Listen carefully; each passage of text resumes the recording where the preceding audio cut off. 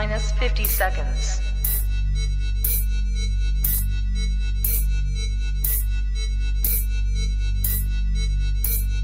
T minus 40 seconds.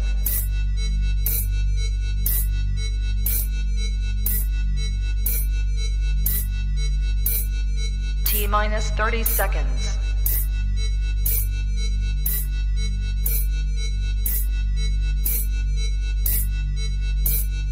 T minus 20 seconds.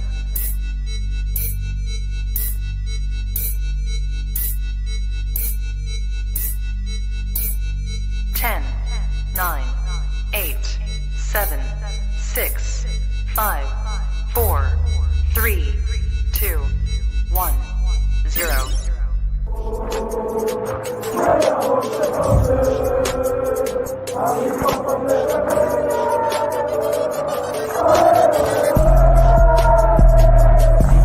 Shout out to Kopish. Shout out to Kopish, keep guys. all the good work the up. two legends, Emil Heskey, Howard Gill.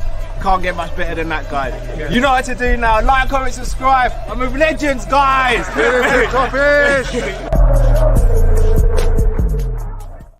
Yes, lovely people. Hope you're well and welcome back to another morning meetup live. My name is Callum, representing Team Kopish. When we get behind the mic, please make sure you subscribe, comment, and like. Friday, people, the weekend is almost here. Hope you've all had a fantastic week so far, and I hope you all cap the week off with something sensational. Some things to talk about today. Positive news, in my opinion. Positive news, and I'm all for positive news. Hopefully it comes to fruition. Talks about Virgil van Dijk's contract potentially being close. Potentially being close. Then, speaking about Trent, he had an interview on ITV. I'm going to play the interview. Hopefully we don't get any copyright infringements or anything. I'm going to go through some of the stuff he says, and also Adidas kit leak potentials for next season. So let's get into it. According to Team Talk, Arne Slot is desperate for Virgil van Dijk to sign a new contract, and apparently he is close to signing a new 300,000 per week contract. Now, there's no indication on what potential length of the contract is or when he'll exactly sign. However, this does sound positive. Virgil's been quite open and honest, saying that he wants to stay at Liverpool, for the foreseeable future. He still believes he's got plenty to give to Liverpool. I personally think he's been the best centre-back in the world so far this season, definitely in the Premier League. I think he's been the best centre-back in the world for a while now. Obviously, Saliba, Rudiger, Bastoni, all fantastic centre-backs, but I just think Virgil is still head and shoulders above the rest, and I think he showed it so far this season. Granted, Ibu has been phenomenal as well, and Alisson Becker behind them has been incredible as well. So yes, he has got fantastic partner in Ibu and a fantastic goalkeeper behind him. However, he's still got to be fantastic, and he is absolutely fantastic. So I'm intrigued to see what the length of contract would be. He's 33 now, if I'm not mistaken. A 2-year contract with an extension, with an option to extend for a further year, for me, would make the most sense. I'd be more than happy to give him a 3-year contract. But I think from a business standpoint, from what the club may offer, is probably 2 with an option to extend for 1. I like the sound of that. If that was the case, if it's 3 years, I'm over the moon as well. If it's just 2 years, I'd be a little bit concerned. I don't even think Virgil would accept just the 2-year extension. Personally, I might be completely wrong. Again, I'm just guessing here. No inside information. I'd guess he'd want 2 with at least an option of 1, just to give him a bit of stability and security. So I'm hoping this really goes through. I really am, because it sets a precedent as well. If your captain out of the big 3 is set to sign his new contract first, it sends a good message to Salah. It sends a good message to Trent. It sends a good message to the dressing room, a good message to the manager and the coaching staff, and a good message to us, the fans. If we are to lose our captain, it will be a major, major blow, in my opinion, especially in the circumstances of losing him on a free, especially if he finishes the season how he started it as well. If he continues to keep the consistency he's had so far this season, and then we lose him on a free, it'll be gut-wrenching. And again, I'll keep on saying it. You can go out and get other centre-backs who are top quality. Everyone knows I rate Schlotterbeck. Bastoni's fantastic. Saliba's excellent. Rudiger's excellent. But Rudiger and William Saliba, they're not attainable. I do think if we were ambitious enough, we could get Bastoni or Schlotterbeck. But with all due respect to those two players who I rate extremely, extremely high, they're not Virgil van Dijk. They're just not Virgil. So if you lose Virgil van Dijk, you inevitably have a drop-off. No matter how good you buy to replace him, you have a drop-off. If you keep him and then buy someone, then for the next couple of years, you can hopefully integrate that new person. Virgil can continue doing what he's doing, and then you can analyze in a year or two. Shout out to A9. Lukeba is another good choice. Lukeba is. The only reason I don't speak about Lukeba like that is I feel as though in our system, he'd be more suited to left back. If I'm not mistaken, he's 6 foot, which obviously isn't short for like a human, but for a centre back, I think it is not the tallest. Ibu's 6'4", Virgil 6'4", Kwanzaa maybe is about 6'3", Gomez 6'2". I mean, Schlotterbeck, Bastoni, both comfortably over 6 foot. I think that might be the reason why he might not go through Lukeba at centre back. But Lukeba playing left back, I'm all for. I think he's a very good talent. So yeah, I want to ask you guys: do you think this would sort of be the catalyst of the domino effect of contracts? If Virgil signs first, do you think Trent and Salah look at that and go, that's what I needed to see? Trent being the vice captain, I think Salah might be third choice captain, if I'm not mistaken. So you got 1, 2, and 3 there. Do you think if Virgil van Dijk signs his contract, do you think that says to the others, right, look, let's make this happen. Let's all sign. Let's all continue with what we're doing and hopefully take Liverpool into the next phase of where they're trying to go to, and we could be a catalyst of that. Let me know your thoughts, guys, because I'm very intrigued to know. Moving on to someone just mentioned, and that is Trent. Now, Trent played for England last night in their 2-1 defeat against Greece. However, even though I didn't watch the game, from what I've heard, from what I've read, from what I've been speaking to people about, he had a very good game. And check this out, guys. It was only his 3rd start for England in a row. Or first time he's had 3 starts in a row for England. Isn't that insane for a player that's won everything? Isn't that insane for a player who's exceptionally talented? I don't know. It's crazy. It's crazy. And look, I think Trent as a right back sometimes can be a bit lazy, etc. But to not have 3 starts in a row for England is insane. It's insane. But he had a good game, even though England lost and didn't have a good game. He had a good game. So look, everyone knows when it comes to international football, especially when it comes to the England national team, I'm Liverpool first. And if the Liverpool players are playing well and coming back injury-free, I'm not too fussed about, the intricacies of the England national team. But I do want to share something with you guys. Hopefully we don't get a copyright infringement from this. Let me just find it. Bear with me a moment, guys. So I want to share his interview that he had with ITV, and I will speak a little bit about it as I am going through it as well. Hold on. Bear with me, guys. Bear with me. So he had a very in-depth, well, I wouldn't say in-depth, but he had a very good conversation with ITV, and here we go. Is this it? Here we go. All right. I'm going to play this one for you now, guys. So hopefully nothing comes of it. If it does, then it's on me, and I'll apologize to Matt and Drift. All right. So I might just speak over it as well, guys. So just bear with me. What's your fear? What's your fear then? Is it not maximizing your talent? Yeah, for sure. I mean, this was a conversation I had last camp when we were traveling to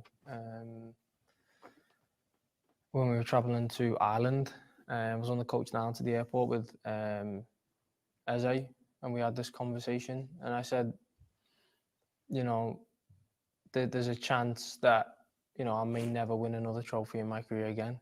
There's a chance of that. There's a chance I'll win many, many more.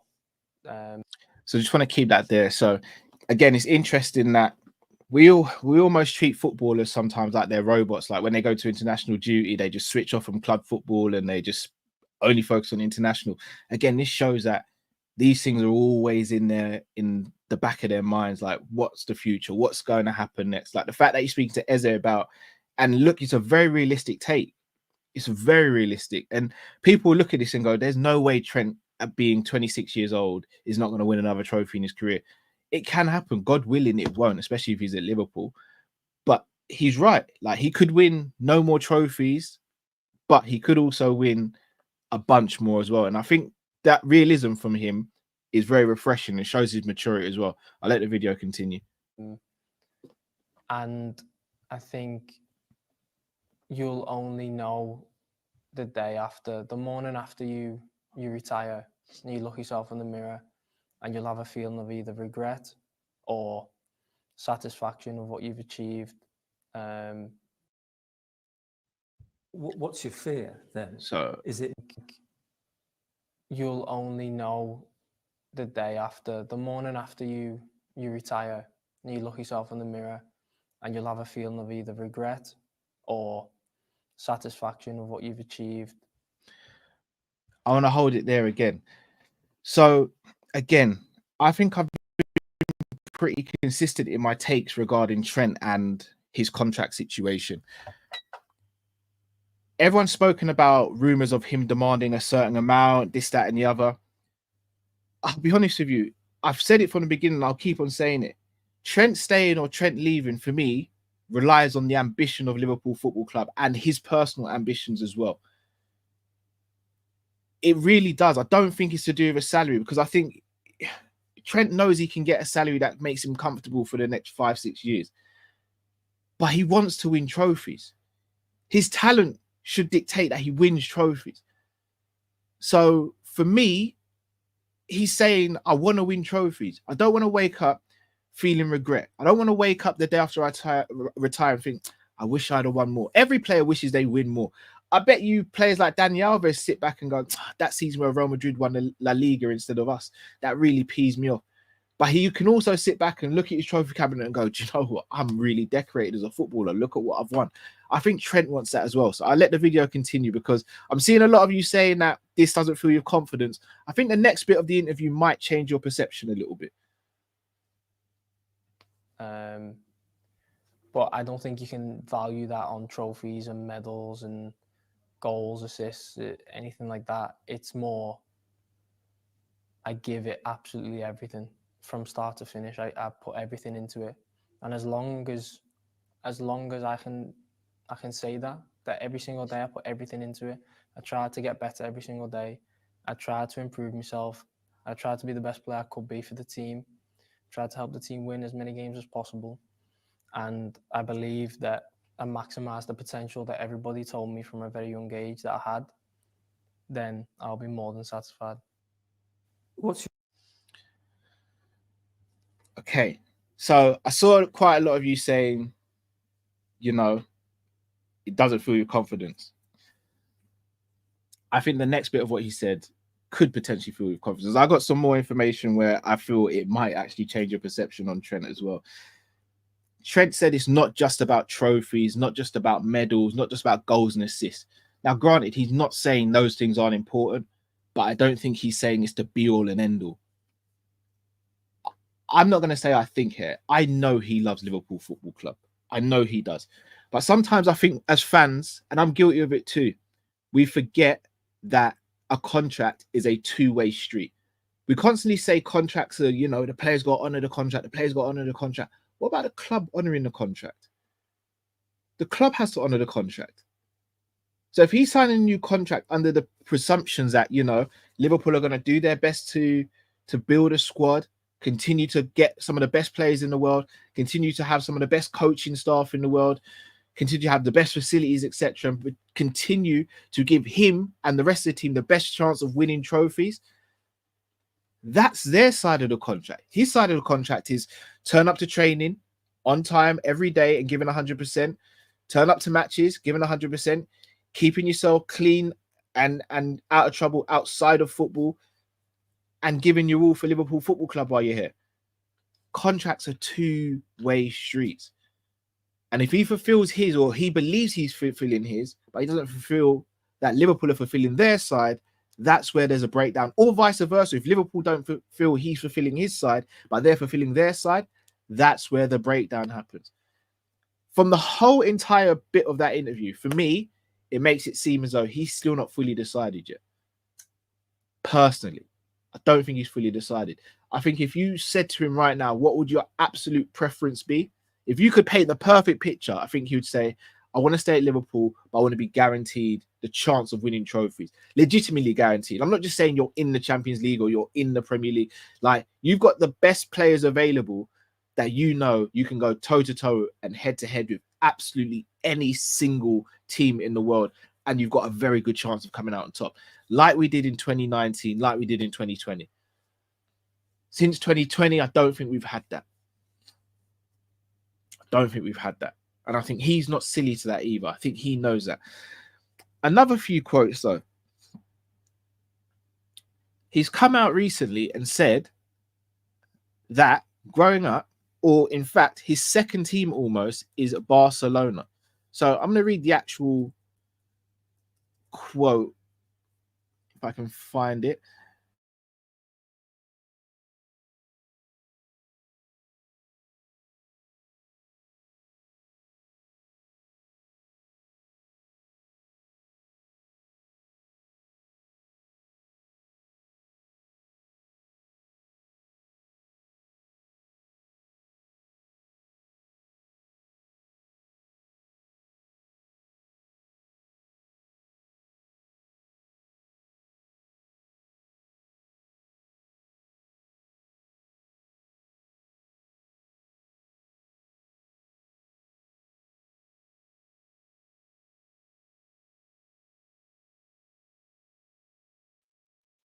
Sorry, guys, I don't know how far I cut off there. I'll just read that again. I'm not teleported to Barca. He said, they bring players through the academy. I grew up watching Messi and that special Barcelona team. Now, sounds fantastic. Sounds absolutely fantastic. However, that quote was from 2019, 5 years ago. So I think this quote's been put out very timely, in my opinion, from people in and around the club, just as a sort of pushback to Real Madrid, who have been sniffing around and also obviously want the player. A lot can change in 5 years. Since 2019, we've played Barcelona. His visions and thoughts about Barcelona may have changed.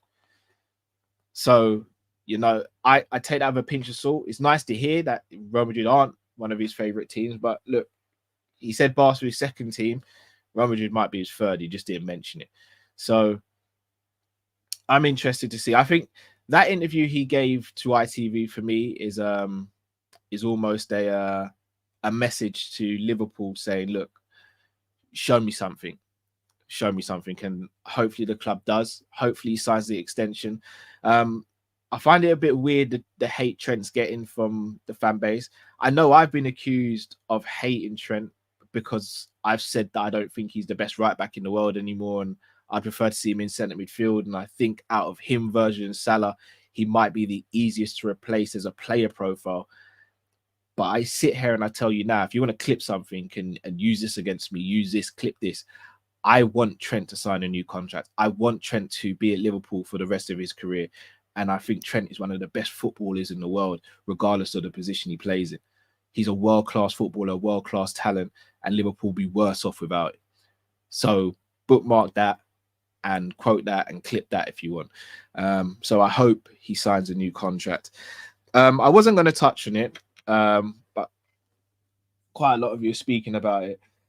And I want to be careful, especially with news about another content creator that's happened over the last 24 to 48 hours. These topics for me are very sensitive, because I always like to have as much facts as possible when speaking about topics like this. I definitely don't like to make light of it or make jokes about it either, because there's always someone on the other side, and that other side, they have people who love and cherish those people as well. But the stuff that came out about Kwanzaa, if it is true, not a great look. Not a great look at all, if I'm going to be honest. What I will say, it's nothing like the P. Diddy stuff. It's nothing like the Philly stuff. I hope people don't just throw him in that category. Like, I've seen like people make jokes about saying, yeah, let's send him to Marseille. Like, I'm not being funny. The players at Marseille have been grabbing under De Zerbi, like they're not even the same. So let's not even joke about stuff like that. Personally, I don't like it, if I'm going to be honest. As I said, not a fan. If this is happening, it's all allegedly at the moment. I'm not a fan of him doing this. If you are going to do stuff like this as a celebrity, as someone in the media or whatever, I mean, just think about your actions. Anyone should be thinking about their actions, but you think about your actions even more. Great power comes great responsibility, like, right? But yeah, I don't like to see him categorized with your likes of P. Diddy's and Young Philly, who has been charged, but we still don't know the ins and outs of that. So yeah, there's a lot going on with celebs and all that stuff at the moment, and it's not a good look. I'm not a fan of that stuff. As I said, everyone knows I like to have a laugh and a joke. This stuff for me isn't funny. And yeah, it's look, I don't want to downplay it, but at the same time, I also don't think it's half as, I don't think it's 10% as serious as what Philly's been accused of and what Diddy's been accused of. So I don't want him even bracketed with those two people as it pertains to what's going on. And yeah, I think the story's been blown out of proportion personally, but still also not a good look in my opinion. So yeah, I'm not going to bring up screenshots or anything like that. If you guys want to do your own research, then feel free to do so. But yeah, don't like to speak on stuff like that unless all the evidence is there and it's proven, whether it be Diddy, Philly, or Jarrell Kwanzaa. So yes, I'm going to leave that one there. And yeah, I'm not going to really speak on that one anymore. What I will speak on though are the kit leaks from Adidas. Now, I don't think it's a secret, but I think this is our last season with Nike as our main kit sponsor before we move over to Adidas. I'll be honest, when we first got Nike, it was extremely exciting. We'd never had Nike as a kit sponsor before. We'd seen how big of a global entity Nike are and how well they've done for so many other sporting franchises. And, you know, when it first happened, you know, we were told Drake's going to do something, LeBron James, Serena Williams. We're still waiting on Serena Williams and Drake. LeBron's done stuff, but LeBron's only done that because he's a partner with FSG. So it benefits his brand as much as it benefits us. Probably benefits him more than us, to be honest. I think their kits have been very, very good. I think they've been underrated with how good the kits have been overall. Like, I remember the very first home kit. I've still got that kit and I think it's beautiful. Like, I think maybe one or two kits I've not been a fan of, but on the whole, I think Nike have done a great job. However, maybe I'm showing my age here a little bit, but I think Adidas and Liverpool are kind of synonymous with each other.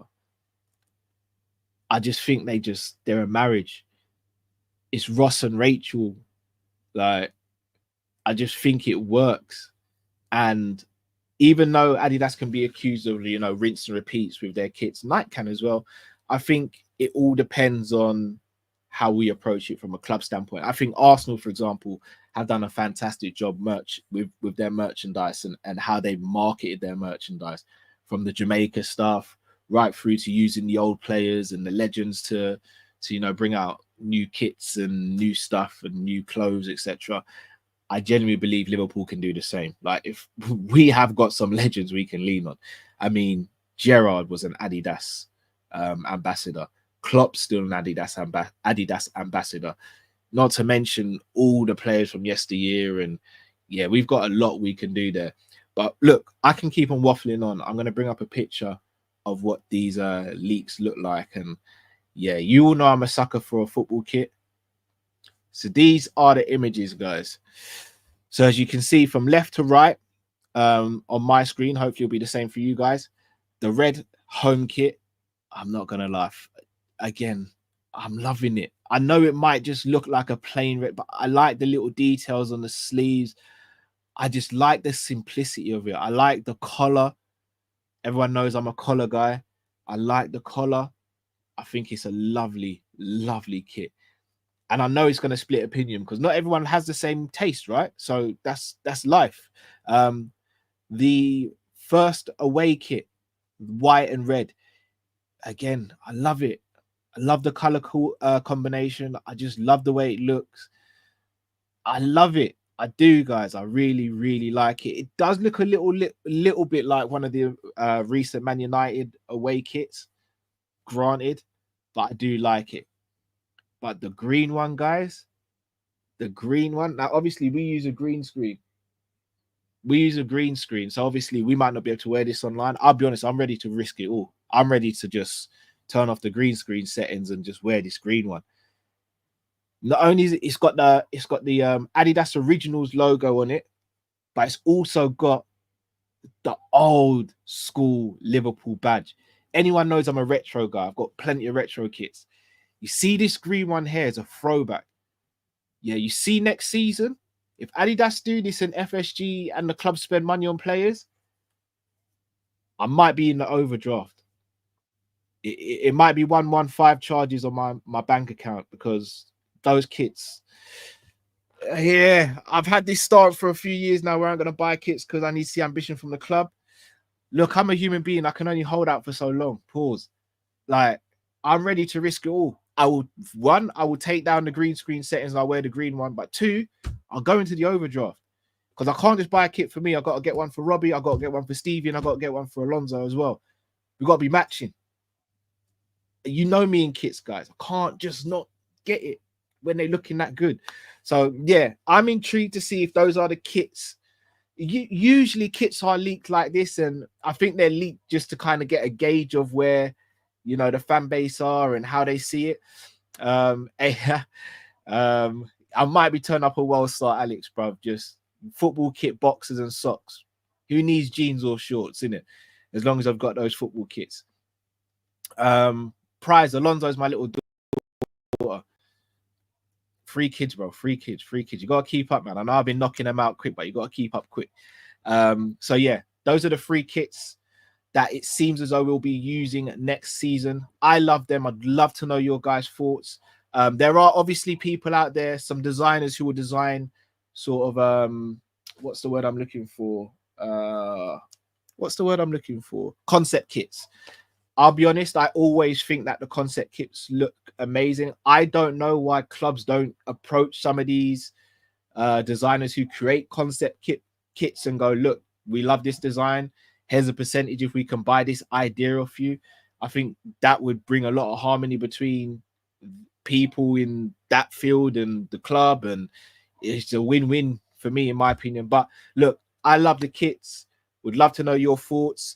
Before I sign off, guys, would love to know your thoughts again about the Trent situation. Would love to know your thoughts about Virgil van Dijk potentially getting a £300,000 a week new deal. Contract length is unknown. So, yeah, it's always a pleasure doing this, guys. Aiming to go live again today. So it might not be the last time you see me. So I might be going live around 6-ish this evening with another show. So hopefully we'll see you then. If we can't do today, then it will be over the weekend. We'll do something as well. So yes, people, hope you have a fantastic rest of your Friday or whatever you're doing up until 6 when we hopefully see you again. Hopefully you guys who are at work enjoy these shows and you can listen to them with your lunch break, or if you're out and about, whether you're on the roads, doing whatever you're doing. Hope you guys enjoy these shows. So please do smash the like button, subscribe if you're new to the channel. People, it's been a pleasure as always. My name is Callum, representing Team Kopish. Till we see you slightly later. Stay safe, stay blessed. We're out, people. Take care.